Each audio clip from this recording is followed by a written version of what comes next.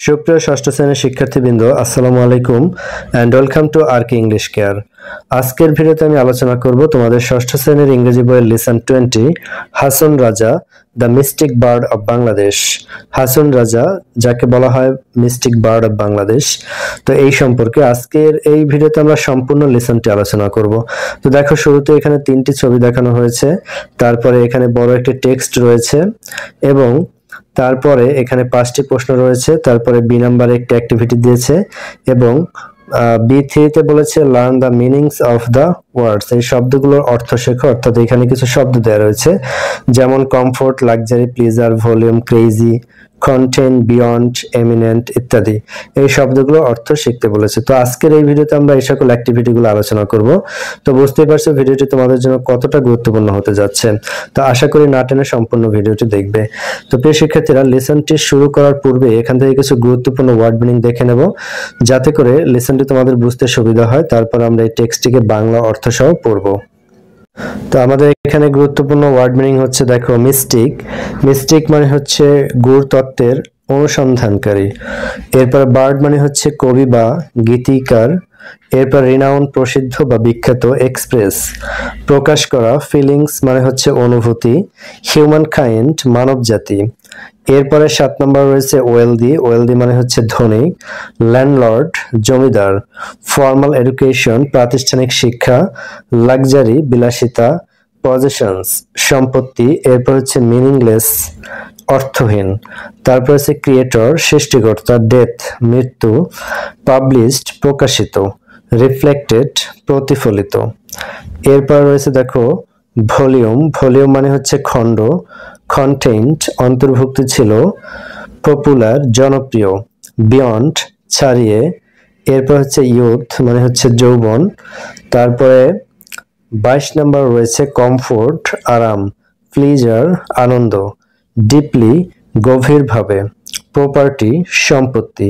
Attention মনোযোগ। এরপরে 27 নম্বর রয়েছে, দেখো, প্রপার সঠিক। স্ট্রাইভ চেষ্টা করা। মেডিটেশন ধ্যান। স্প্রেড ছড়িয়ে পড়া। তো প্রিয় শিক্ষার্থীরা, এই লেসন থেকে গুরুত্বপূর্ণ ওয়ার্ড মিনিং গুলো কিন্তু আমরা দেখে নিলাম। তো এখন আমরা এই যে প্যাসেজটি রয়েছে সেই প্যাসেজটিকে বাংলা অর্থ সহ পড়ব। Look at the pictures below. নিচের ছবিগুলোর দিকে তাকাও। ডু ইউ নো হু দে আর? তুমি কি জানো তারা কারা? Or anything about them? অথবা তাদের সম্পর্কে কিছু জানো কি? অর্থাৎ এখানে প্রশ্ন করেছেন, নিচে যে 3টি ছবি দেখা যাচ্ছে, ছবিতে যাদেরকে দেখা যাচ্ছে তারা আসলে কারা, বা তুমি তাদের সম্পর্কে কিছু জানো কিনা। তো এই ছবিতে প্রথমে যিনি রয়েছেন তিনি হচ্ছেন লালন শাহ, তারপর রয়েছে হাসন রাজা এবং তারপর রয়েছে বাউল শাহ আব্দুল করিম। এই 3জনই হচ্ছেন বাংলাদেশের বিখ্যাত মিস্টিক পোয়েট। প্রিয় শিক্ষার্থীরা, এখানে একটা বিষয় ক্লিয়ার করা দরকার যে মিস্টিক পোয়েট আসলে কি। মিস্টিক পোয়েট হচ্ছেন যিনি আসলে আধ্যাত্মিক বিষয় নিয়ে গান বা কবিতা লেখেন। অর্থাৎ মিস্টিক পোয়েটরা ইহু জগতের পরিবর্তে পরকাল নিয়ে একটু বেশি ভাবেন এবং তাদের গান বা কবিতার মাধ্যমে সেই পরকালের বা আধ্যাত্মিক বিষয়গুলো কিন্তু বারবার চলে আসে। তো এই 3জনই হচ্ছেন বাংলাদেশের বিখ্যাত মিস্টিক পোয়েট, তাই প্রথমেই এই 3জনের ছবি দেখানো হয়েছে।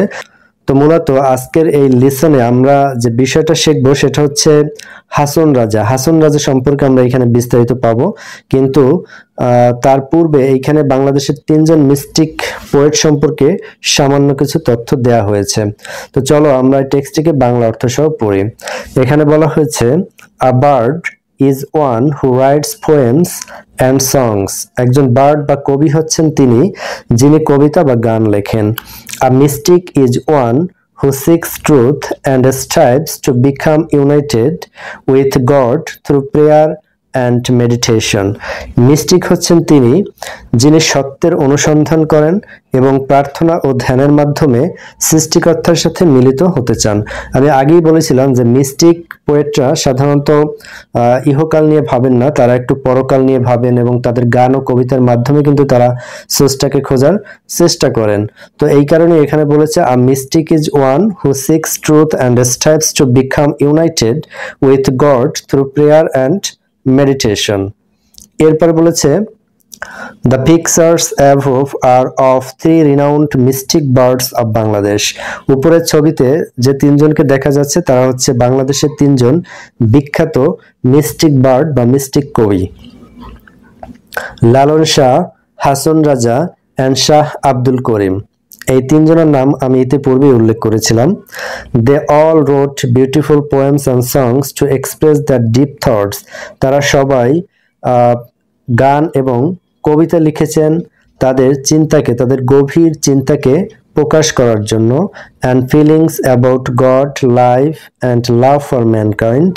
এবং তারা অনুভব করেছেন ঈশ্বরকে, জীবনকে এবং মানুষের প্রতি ভালোবাসাকে। অর্থাৎ আগেই বলেছিলাম যে যারা মিস্টিক পোয়েট তারা কিন্তু তাদের গান এবং কবিতার মাধ্যমে সৃষ্টি ও স্রষ্টার মধ্যে সম্পর্ক খোঁজেন, স্রষ্টাকে খোঁজেন ইত্যাদি।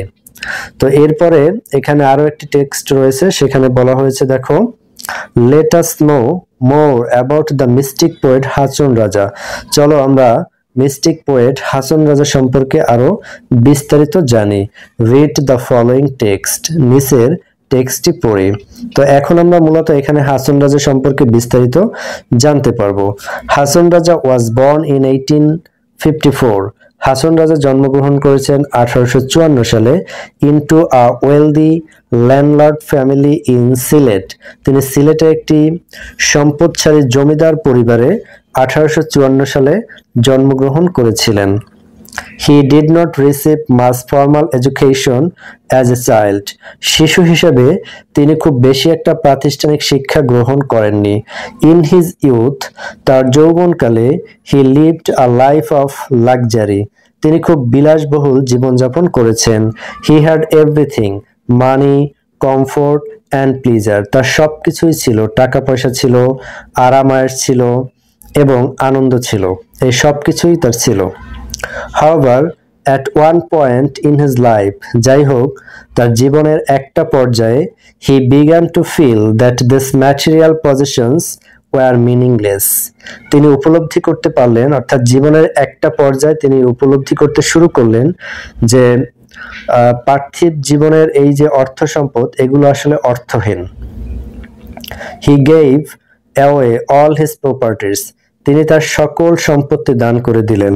and started to think deeply about the creator, life, death and humankind. এবং তিনি গভীরভাবে চিন্তা করতে লাগলেন স্রষ্টা, জীবন, মৃত্যু এবং মানব জাতি সম্পর্কে। He wrote about 1000 songs which reflected his thoughts. তিনি প্রায় 1000 গান লিখেছেন যা তার চিন্তাকে প্রতিফলিত করে। In 1906 সালে he published a book called Hason উদাস। তিনি 1906 সালে হাসন উদাস নামে একটি বই প্রকাশ করেছেন। The book had 206 songs in it.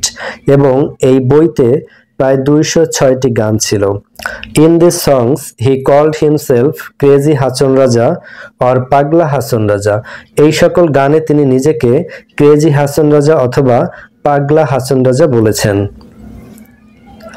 Another volume called Hason Raja সমগ্র Complete Works of Hason Raja was also published. তার আরো একটি বই প্রকাশিত হয়েছিল হাসন রাজা সমগ্র নামে, যেখানে কি রয়েছে দেখো, was also published which contain 500 poems and songs, যেখানে 500 গান এবং কবিতা রয়েছে। হাসন রাজার songs had always been popular in Silet. সিলেটে হাসন রাজার গান সবসময় জনপ্রিয় ছিল, but very soon they spread all over Bangladesh and beyond. কিন্তু খুব শীঘ্রই সেগুলো সমগ্র বাংলাদেশে এবং বাংলাদেশের বাহিরেও ছড়িয়ে পড়ে। As you grow older, যেহেতু তুমি বড় হচ্ছ, try to learn more about this great mystic poet. এই মহান মিস্টিক পোয়েট সম্পর্কে আরো বিস্তারিত জানার চেষ্টা করো through reading and listening to his songs. গান পড়ার মাধ্যমে এবং শোনার মাধ্যমে। অর্থাৎ যেহেতু তুমি ধীরে ধীরে বড় হচ্ছ, তো এই গ্রেট মিস্টিক পোয়েট সম্পর্কে তার গান এবং কবিতা পড়ার মাধ্যমে তার সম্পর্কে আরো বিস্তারিত কিছু জানার চেষ্টা করো। তো সর্বশেষ আমাদেরকে কিন্তু এই মেসেজটাই দেওয়া হয়েছে। তো প্রিয় শিক্ষার্থীরা, বুঝতে পারছো যে প্যাসেজটি কিন্তু আসলে তোমাদের জন্য খুবই গুরুত্বপূর্ণ এবং এটি কিন্তু পরীক্ষায় আসার মতো একটি প্যাসেজ। তো প্যাসেজটিকে আমরা বাংলা অর্থ সহ পড়লাম, তো আশা করি তোমরা বুঝতে পেরেছো। এরপরে এখানে 5টি প্রশ্ন করেছি। দেখো, প্রথম প্রশ্ন হচ্ছে when was Hason Raja born, Hason Raja কখন জন্মগ্রহণ করেছিলেন। এরপরে হোয়ার ওয়াজ হি বর্ন, তিনি কোথায় জন্মগ্রহণ করেছেন। What was his youth like, তার যৌবনকাল কেমন ছিল। এরপরে প্রশ্ন করেছে why did Hason Raja live his life of comfort and pleasure, Hason Raja তার আরাম আয়েশের জীবন কেন ত্যাগ করেছিল। সর্বশেষ নম্বরে প্রশ্ন করেছে what was the other name by which Hason Raja was known, Hason রাজার অন্য কি নামে পরিচিত ছিল। এই 5টি প্রশ্ন করেছে। তো শিক্ষার্থীরা, এই 5টি প্রশ্নের আনসার আমরা একটু দেখে নেই। তো আমাদের প্রথম প্রশ্ন ছিল when was Hason Raja born, answer হচ্ছে Hason Raja was born in 1854, Hason Raja জন্মগ্রহণ করেছেন 1854 সালে। এরপর দেখো, দ্বিতীয় প্রশ্ন ছিল হোয়ার ওয়াজ হি ফ্রম, তিনি কোথা থেকে এসেছেন। হি ওয়াজ ফ্রম সিলেট, বাংলাদেশ, তিনি বাংলাদেশের সিলেট থেকে এসেছেন, মানে সেখানে জন্মগ্রহণ করেছেন। এরপর সিনেমার প্রশ্ন করেছে what was his youth like, তার যৌবনকাল কেমন ছিল। His youth was full of luxury, money, comfort and pleasure, তার যৌবনকাল ছিল বিলাসিতায় পূর্ণ এবং টাকা পয়সা, আরাম, আয়েশ সবকিছুই তার ছিল। এরপর দেখো, নম্বরে প্রশ্ন করেছে why did Hason Raja live his life of comfort and pleasure, Hason Raja কেন তার এই আরাম আয়েশের জীবন ত্যাগ করলেন। তো আমাদের আনসার হচ্ছে Hason Raja left his life of comfort and pleasure because he felt that material positions were meaningless and started to think deeply about the creator, life, death and humankind. অর্থাৎ হাসন রাজা তার এই আরাম আয়েশের জীবনকে ত্যাগ করলেন কারণ জীবনের একটা পর্যায়ে তিনি বুঝতে পেরেছিলেন যে পার্থিব জগতের এই যে অর্থ সম্পদ, এগুলো সবই অর্থহীন এবং তিনি চেষ্টা করেছেন গভীরভাবে স্রষ্টা, জীবন, মৃত্যু এবং মানব জাতি সম্পর্কে ভাবতে। তাই তিনি তার এই যে আরাম আয়েশের জীবন ছিল এটাকে ত্যাগ করেছিলেন। এবং সর্বশেষ আমাদের যে নাম্বার প্রশ্ন সেটি হচ্ছে what was the other name by which Hason Raja was known, অর্থাৎ হাসন রাজা অন্য আর কি নামে পরিচিত ছিল। তো আমাদের আনসার হচ্ছে দেখো, he was also known as crazy Hason Raja or পাগলা হাসন রাজা, তিনি অন্য আর যে সকল নামে পরিচিত ছিলেন তা হচ্ছে হাসন রাজা, মানে ক্রেজি হাসন রাজা অথবা পাগলা হাসন রাজা। তো প্রিয় শিক্ষার্থীরা, আশা করি এই প্রশ্নের আনসারগুলো তোমরা পেয়েছো। এরপরে পরবর্তী যে অ্যাক্টিভিটি আছে সেগুলো আমরা দেখে নেব।